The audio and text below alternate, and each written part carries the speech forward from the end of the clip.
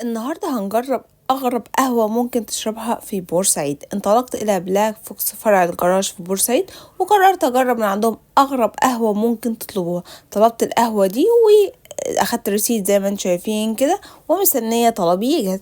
وأخيرا بعد 5 دقايق أغرب قهوة وصلت. أيوة يا جماعة، هي دي أغرب قهوة. طلبت قهوة بالأوريو وعليها ويبت كريم وعليها قطع أوريو. هو مش أوريو عشان المقاطعة يا جماعة، هو بوريو. بس دي كانت أغرب قهوة. أنا بحب القهوة بتكون باللبن وعليها الويبت كريم يا جماعة، تبقى خطيرة. وهم عاملينها كده بفليفر معين عشان تدينا فليفر الأوريو أو البوريو يا جماعة، فشكلها خطير جدا وشكلها يجنن. عارفين ده كله تمنه كام؟ تمنه 45 جنيه يا جماعة، فيعني سعر لا يقاوم. يلا بقى ندوق ونقول بسم الله. بصراحة عجبتني قوي، والويبت كريم كانت خفيفة وتحفة جدا، ومشروب حلو جدا في الشتاء. جربوه وهستنى تقولوا رأيكم في الكومنت.